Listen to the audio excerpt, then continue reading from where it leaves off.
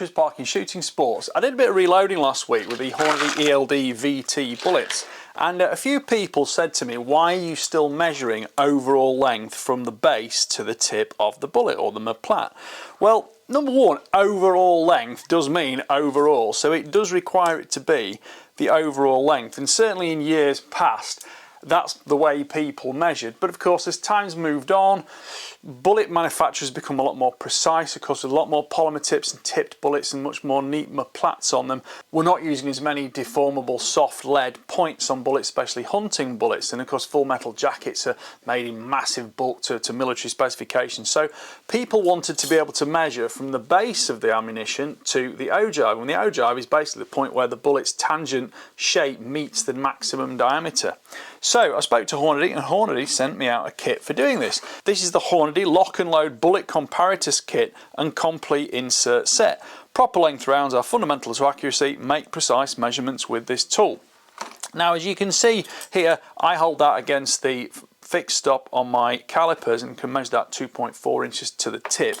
But this is going to allow me to measure the ogive. So this kit comes with multiple inserts to use different sizes of bullets. So we've got 177 or 172, sorry, 204, 224, 243, 257, 264, 277, 284, 308, 338, 358, 375, 416 and 458. So essentially you've got 17 caliber, 20 caliber, 22 caliber, 6mm 243, 257 is 25, 264 is 6.5mm, 7mm, etc, etc. So here we go. So this kit comes pre-packaged in this little box here, and it comes with the only tool you need. Now it comes dismantled, but essentially what you do is you have an Allen key here, and if you undo this little grub screw there, that comes out, and those are the inserts. So each of these inserts is accurately labelled, and for example I've been using this, which is number 2, which is a 2-2 insert.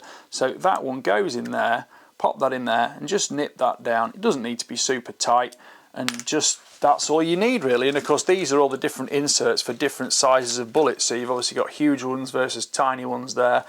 That one's the 45 caliber, for example, and the other one was the 20 caliber. So I'll just put those to one side, because of course you can get this in 2 different sizes, whether you want all the inserts or just some of the inserts, and you can buy the inserts separately as well.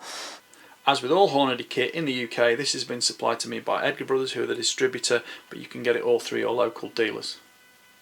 But essentially this is how it works. It's very, very simple. You just put it over your calipers like that, align it as correctly as you want to do, nip it in place using that brass screw, and then bring that back down to 0 and 0 it. Now of course most people these days are using digital calipers. They're not more accurate than analog ones, but they're just a little bit easier to reset. And then essentially to measure my base to ogive dimension, I just simply pop that in there, push it together gently, 1.8565 inches. So drop that one out, just measure this other one, which is from the same batch of loadings, and that gives me 1.855 again. So within, you know, a few thou is what I'm looking for. Now I'm reloading for hunting purposes, varminting, fox control, pest control, etc.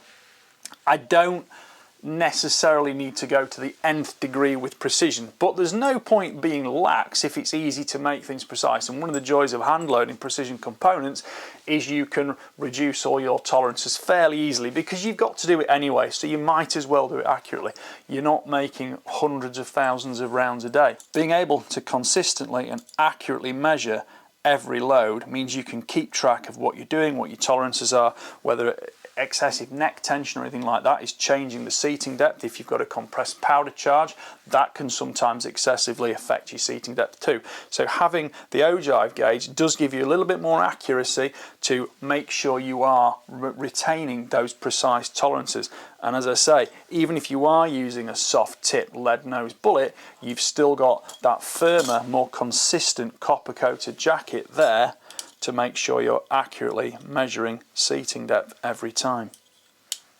If you don't need to use it, it's very simple. You just literally undo that, take that off, put it back to 0, 0 it, and you've got the tool again without any requirement. And then again, if I want to put it back into use, pop it back on there, just align it carefully.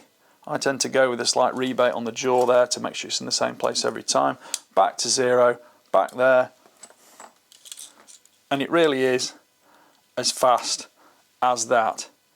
If I want to swap the actual bullet I'm measuring for different reloads, different cartridges, calibers, etc., I don't actually need to take much of it apart. I just get the little Allen key out, undo here, that pops out, and I can put back in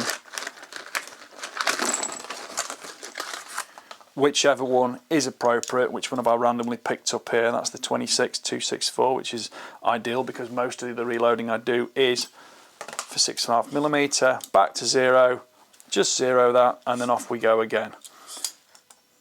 So essentially that is pretty much it for this video. This is the Hornady lock and load bullet comparator kit and complete insert set. As I say, you can get the separate inserts if you want to go for the 7-piece, but this is the 14 insert kit, so it gives you pretty much everything you need. Very simple instructions on the back, and you can see pretty much how quick it is to set up and use. So thank you for watching. Please like, subscribe, comment, click the notification bell, and keep track of my regular uploads. And let's see what other reviews we've got coming this year. Thanks for watching. Bye for now.